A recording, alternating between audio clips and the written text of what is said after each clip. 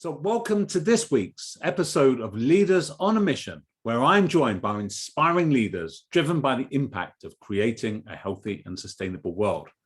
Now, in today's episode, I'm joined by Yonatan Golan, a climate enthusiast, founder and CEO of Brevel, a company using algae to create sustainable food and health ingredients. And Yonatan, thanks so much for giving up your time and joining us on the show today. Thank you, Simon, for having me. It's a pleasure. Tell me, Yonatan, if we take it all the way back, I'm just thinking about some of the, your early upbringing, but specifically related to the key forces, that really helped shape your kind of values and ideals, as it were. So first, we are three brothers who founded the company together. We grew in Jerusalem, Israel. And I think that from a very early age, since we were born, we were always around nature. We would go hiking with the family. We grew up in a city, but we had a backyard, and we always went on hikes, and I got a very good connection to nature. And as a youth, also we were like in youth organizations that go hiking and learning about nature. So I think really having the connection to Earth was very strong from a very early age, and the three of us also have have strong connection to the entrepreneurial world. Both our father had several startups, and our grandparents were all entrepreneurs, each in different ways. So I think, being independent and inventing our way through the world was something that we just grew up with. Great. Yeah, no, wonderful. And tell me though, as a a natural kind of enthusiast, when did climate change and the challenges around, what we see out there now, really come across your kind of radar, as it were? What stage did you really kind of get into those learnings? And so I've been vegan for the past decade, for about 11 years now. Before being vegan, I was vegetarian for 1 year, and then I fully committed to being vegan. But the question of, so it actually started with the ethical perspective, which converted me to being vegan. But this is something that was always on my mind. At some point, it became easy enough, so I just started being fully vegan. And I think in the past few years, I'd say like 5-6 years, when the climate issue has been brought up more and more into mainstream media and everything.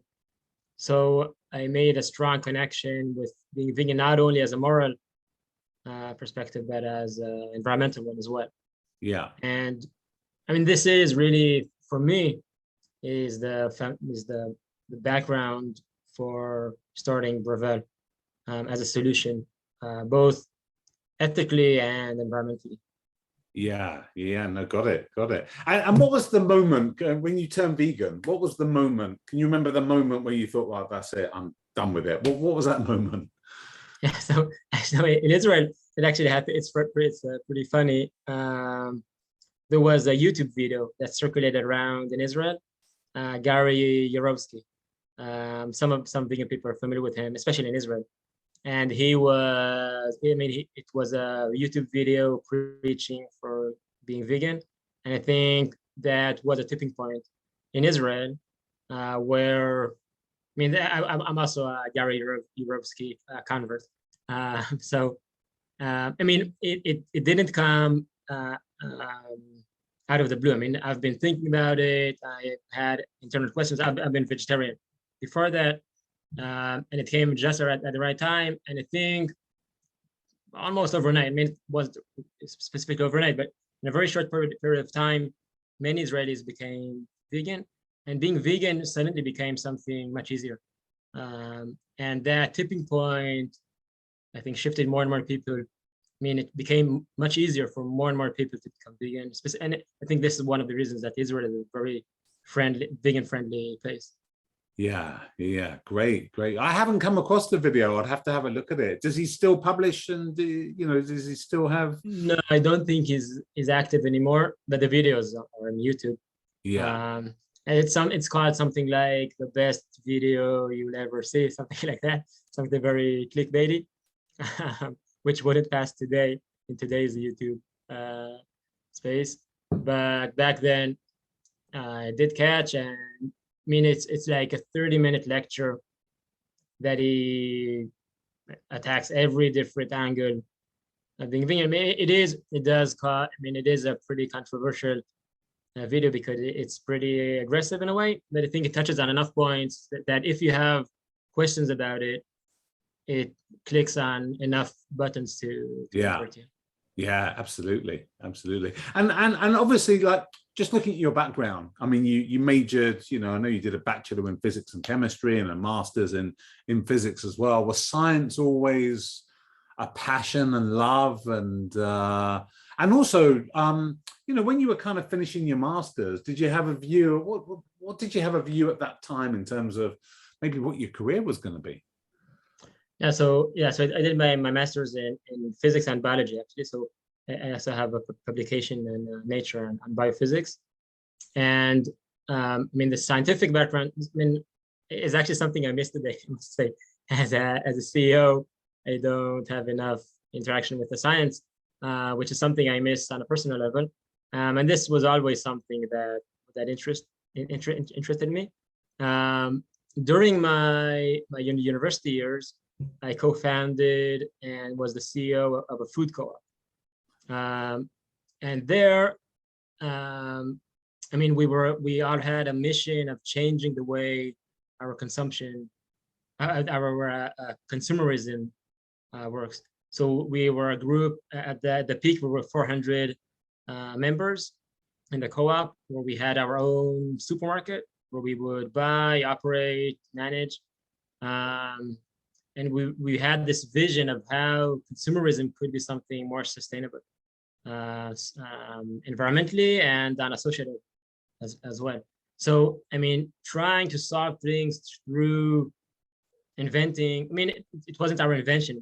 We used existing models of co-ops, but this was a great movement in Israel, and we were among the leaders in this movement in Israel. And really, we had a drive to do something differently, to do something good for the environment, for society, for the food industry. And so I was always around these ideas and activities relating to these topics. Great. So yeah. I don't know if I knew that I would become the CEO of an alternative protein company, but I can say that it didn't surprise me, and it didn't surprise people around me as well. Yeah, absolutely. So tell me a little bit about the co-op and the business model, for instance, and how it operated. That's fascinating. Of the co-op. Yeah. So basically, people are familiar with. So it's based on the model of Park Slope Food Co-op in Brooklyn, New York. They have a very large co-op, very successful one. But basically, it's around having a shared supermarket. As I said, we were 400 members at the peak, and we would work in the co-op. We would do like voluntary shifts of three hours a month only.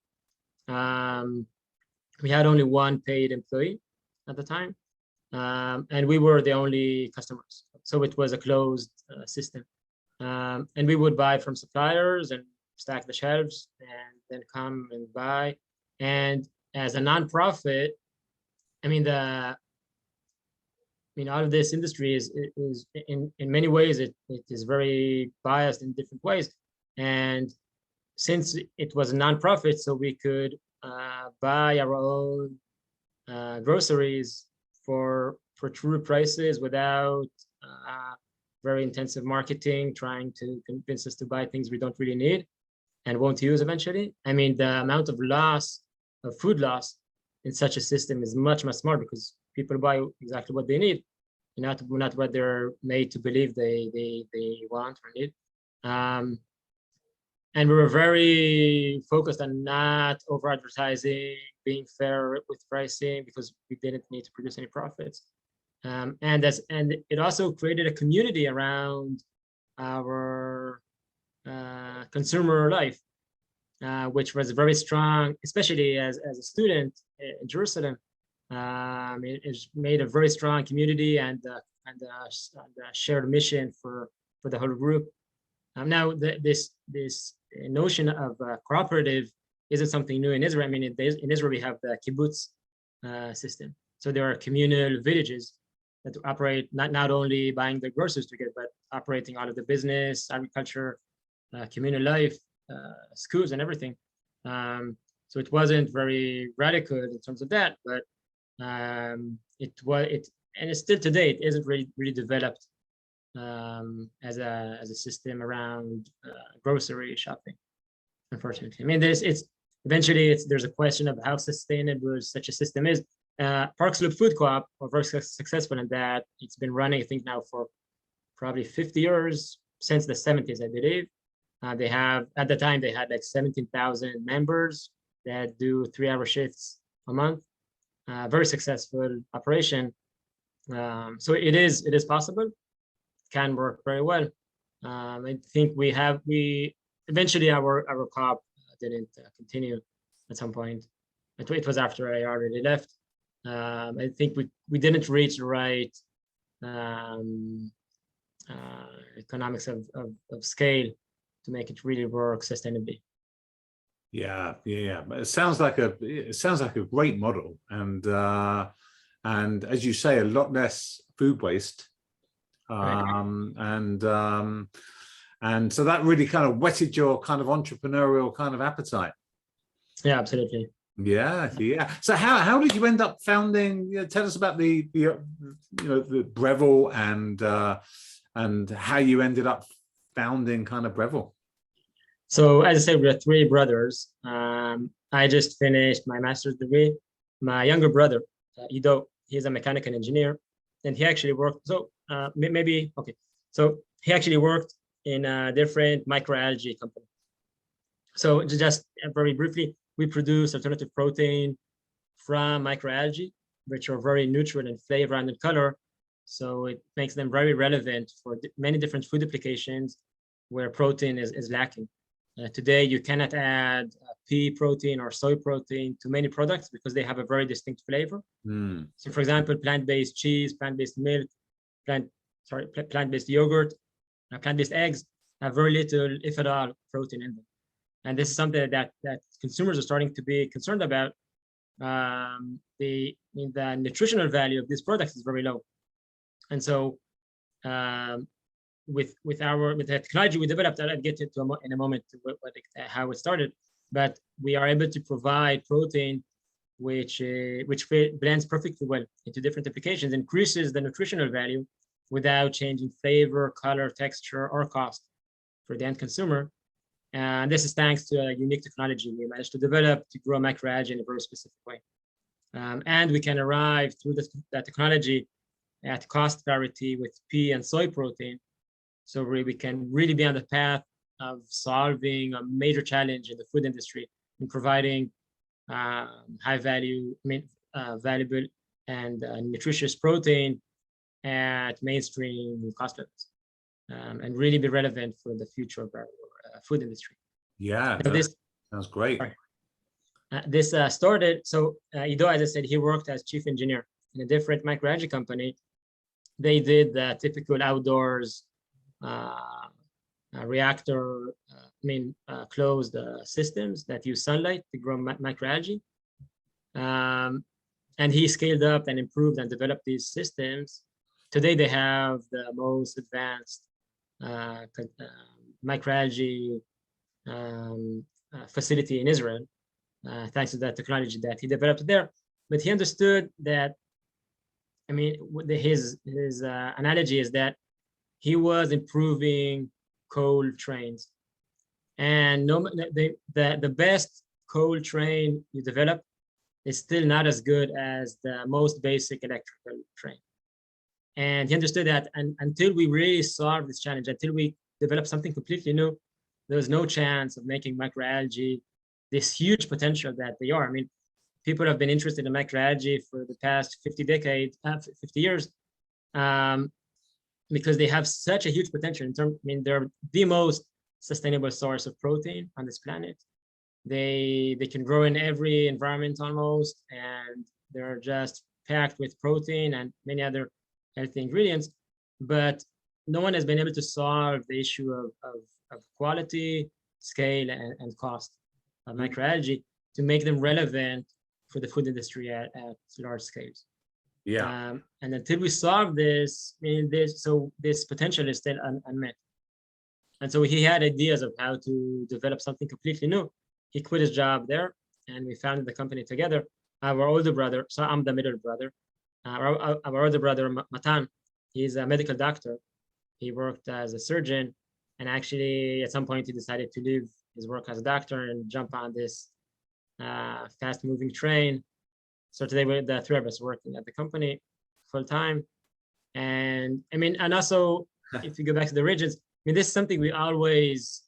It's only the three of us. We are only three brothers. Unfortunately, we don't have a sister or other brothers, which could be nice. But we always looked for something to do together to get closer together. I mean, this was something we were looking for. We were actively looking for ideas. Matan had some developments in the medical space, something that he developed. We searched for different ideas, and then he said, "Look, I have this idea of how to do something completely different with microalgae. There's this huge opportunity, and it really fit my personal beliefs and values in terms of solving this challenges in the food industry." So we started this together. Amazing. So three brothers. It's not for everyone, three brothers working together, basically. Yeah, of course. But and it's not always easy, of course. I mean, we have the typical challenges of co-founders, but on top of that, being brothers as well. But it's an amazing journey that we grow with it and through it. I mean, we're very happy and doing this together.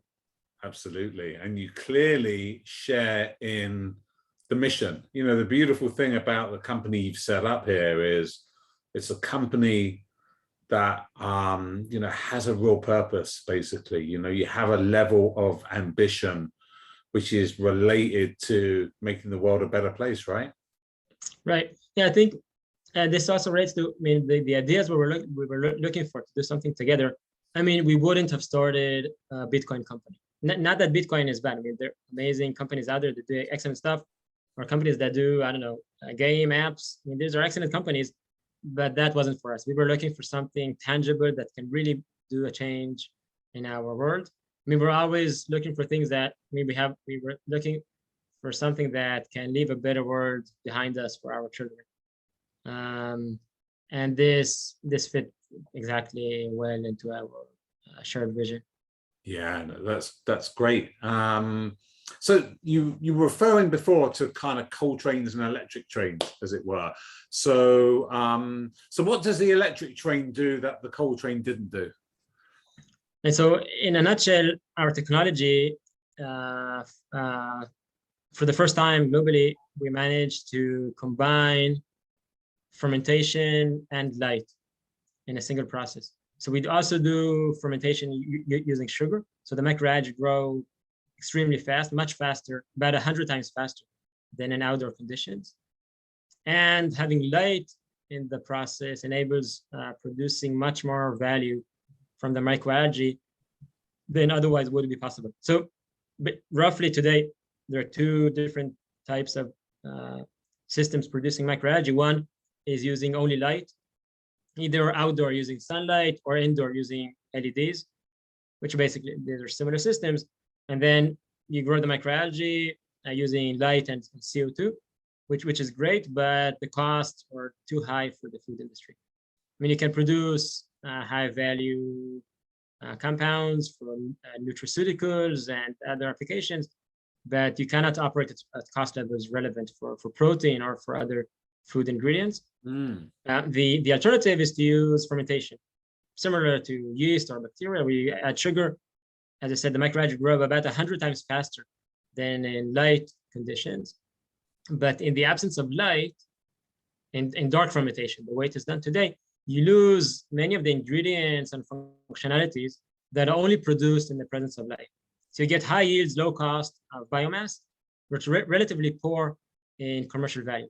So, and there are amazing and very large companies like DSM, Corbion, ADM have very large facilities, but then they mostly focus on omega-3 fatty acids like DHA, which can be grown in dark fermentation. This is not a limitation. And then there are some other niche products you can produce, but this is almost about it. The vast majority of ingredients that microalgae are useful for are produced only when you have light in the process. I mean, otherwise you can grow yeast or bacteria as well if you do not have light in the process. So you combine both ends. So you basically run a fermentation, but then you introduce kind of light into the process as well. Yes, and this happens in parallel. It's not a two-stage process. So we have both sugar and light in a single process. Okay, really? Because it's funny because I've always thought of these fermentation tanks as being closed vessels, basically. So how do you get the light into the fermentation tank? Yeah, so this is exactly the barrier that has prevented others from developing the technology. This is true. I mean, these are very large stainless steel tanks that are opaque to light. And so you have to be able to insert the light internally. And you have to have a very large number of light elements inside because the microalgae culture is very opaque to light. It becomes very dense. And so you have to have a light source every inch or so, every few centimeters. And once you introduce so much internal illumination, the issue of cleaning and sterilization, which is essential if you want to add sugar to the process, becomes impossible with existing solutions. So I mean, cleaning and sterilizing a fermenter is nothing new. This has been done for over a decade, for over a century, sorry. I mean, you use spray bars or other solutions to clean and sterilize, but in the configuration required for having both light and sugar at the same time, the existing solutions simply do not work. And so we had to develop specific elements and solutions and processes, which we then patented as well, that enable us to do exactly that. Fantastic. It sounds like, I mean, it's amazing because, as you said, algae is an unbelievable feedstock, but it sounds like you've really put a twist and come up with something really innovative and very different from what I've heard that's out there, as it were. Yeah, I can say that this notion of combining fermentation and light is nothing new. I mean, in the literature, I mean, this has been researched for, I don't know, for 70 years now. You can find papers from the 50s and 60s talking about, I mean, this is called mixotrophy. So where you combine, you mix sugar and light. But no one has been able to do this at scales beyond lab scales of 1, 2, 3 liters. And companies have attempted this, but without success because of this exact barrier. Okay, that's great. Fantastic. So what kind of molecules or what kind of, you mentioned like the DHA and some of the higher value ingredients I've seen algae companies develop, whether it be a kind of phycocyanin or a lycopene or something along those lines. But it sounds like you're going after food specific and a very kind of alternative kind of proteins. So tell us a little bit about your vision or your plan for kind of the products you want to make. So our main product is protein. I mean, this is a huge challenge and huge opportunity in the food industry, and this is what we're after. Most microalgae companies today are aiming at high value products because this is what makes sense in terms of cost levels of the microalgae for them. And then they have a profitable business, but usually these are in pretty small markets. I mean, all of these nutraceuticals are relatively small markets, and in terms of impact, I mean, they're nice to have products.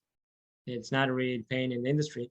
And protein is something that we discovered that we can do very well in terms of functionality, flavor, which is very neutral, and color, which is very neutral as well.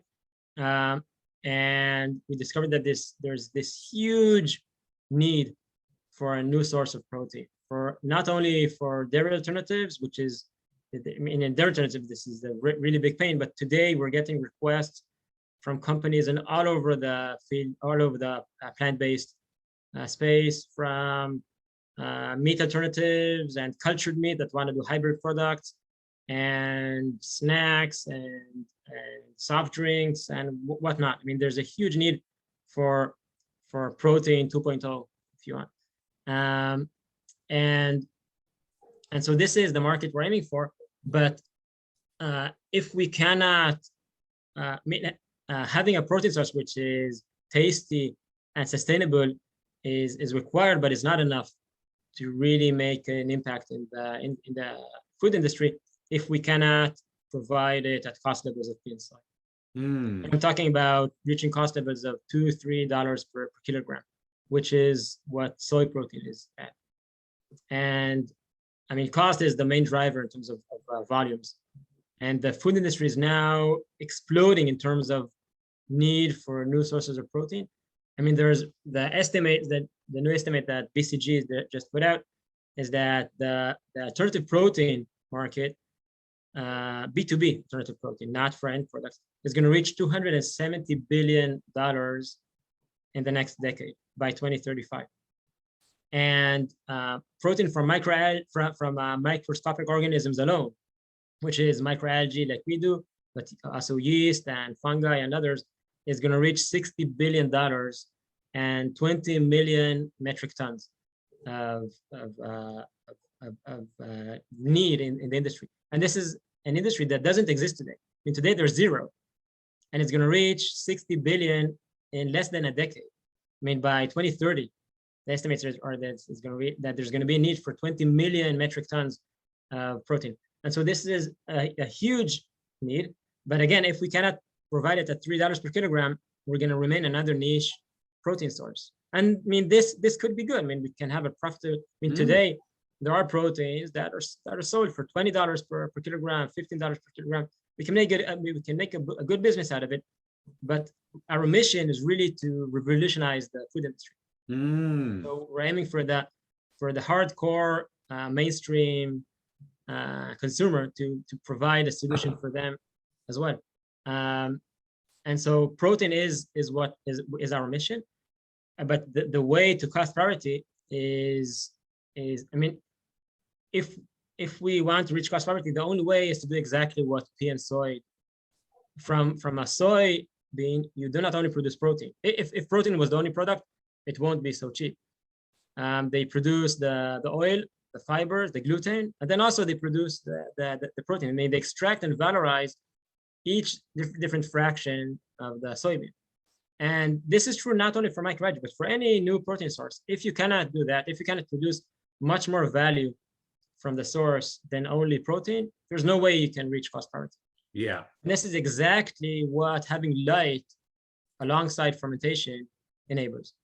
Light enables us to produce valuable products alongside protein and really crack this nut and reach cost levels of protein that are comparable to pea and soy and still be very profitable.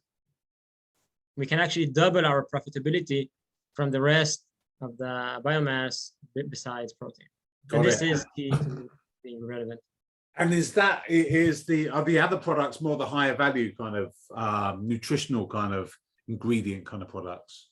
So actually, no, so it's not the very high value products. They're like mid-range products that are needed in large volumes. I mean, if say we produce, I don't know, fucoxanthin, which is another niche product that is produced today from microalgae, the volumes in the market are not large enough to make it relevant as a co-product alongside protein. So we are aiming to mid-range products that have needs in the tens and hundreds of thousands of tons. So we can really match the volumes of protein needed and of these products as well, and be economically sustainable also in very, very large volumes, not only in small production capacities. Great. Oh, it sounds fantastic. And you've recently, am I right in thinking you've recently closed a round of funding, or you've just hit a certain milestone when it comes to, the company? Is that correct? Right. Yeah. So we recently closed a mean, we call it our seed round, though actually we bootstrapped for quite a while with our own investment and grant money from the European Union and from the Israeli government. So we managed to get a very long way without any external equity financing. And recently we raised our first external round. So we called it seed, raised $6.5 million in that round. And with that, we're now in the process of building the first commercial pilot facility, and in the aim of getting into products on shelves by the end of the year. Right. So we're now finalizing the first offtake agreements with several different companies, and the factory will be up and running in the next few months, and we'll have full commercial capacity. So we will get into products by the end of the year, but then very quickly after that, we're aiming to expand our manufacturing capacity through joint ventures. So working with large corporate partners, establishing large-scale facilities, jointly owned, and produce the volumes that are really needed for the food industry, which are eventually volumes of millions of tons annually. Yeah, sounds fantastic. Congratulations. It sounds like it's been a great journey. And what was it like? It must have been a good experience going out to the market and talking to investors and pitching the company. And was that part of the role that you enjoyed? Yes, I mean, as an entrepreneur, I mean, it is very satisfying once you're done with it.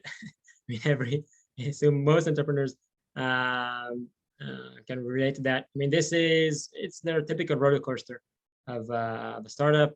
And I mean, it's a challenging process, but satisfying at the end.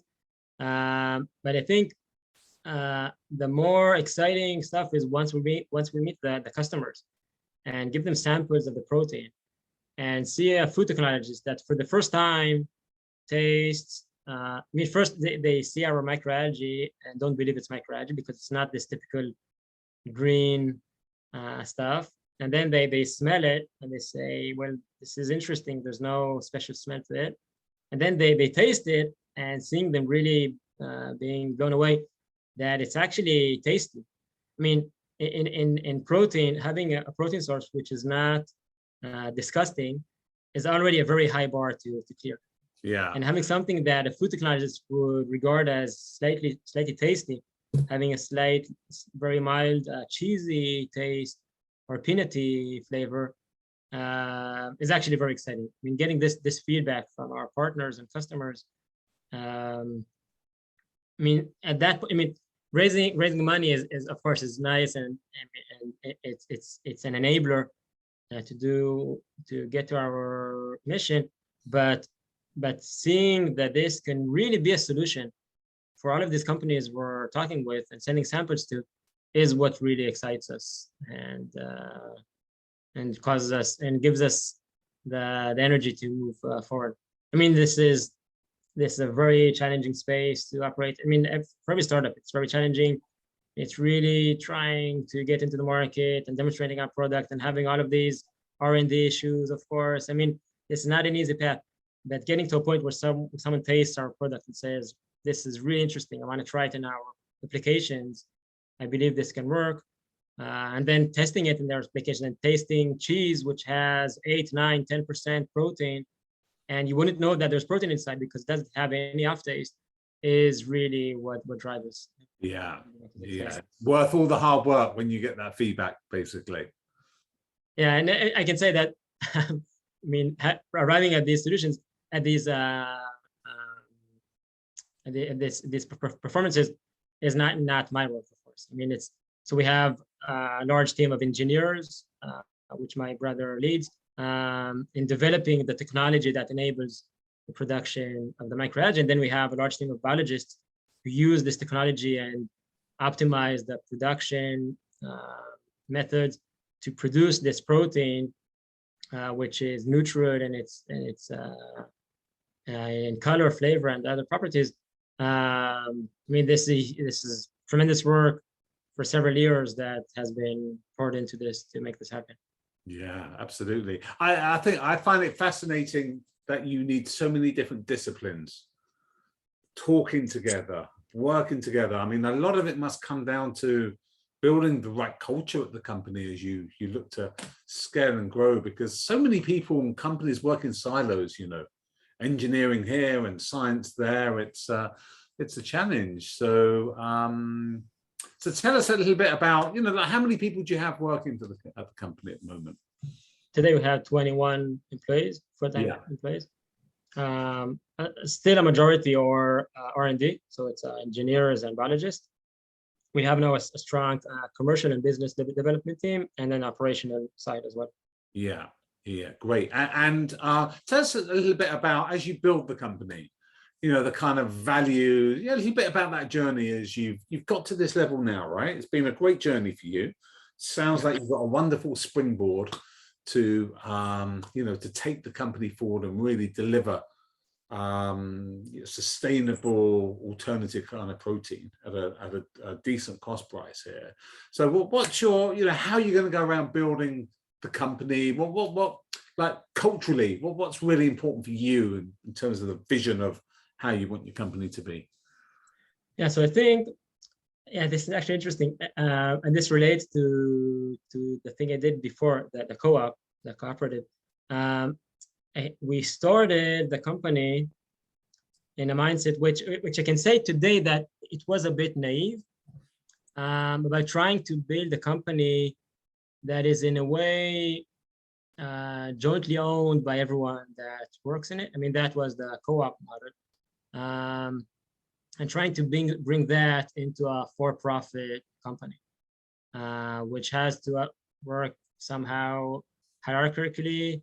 And I think we started from that position, and then I think it was inevitable. I mean, it may have worked out in a different way, but I do think it was inevitable that we did have to shift to a more standard commercial structure and way of operating as a company.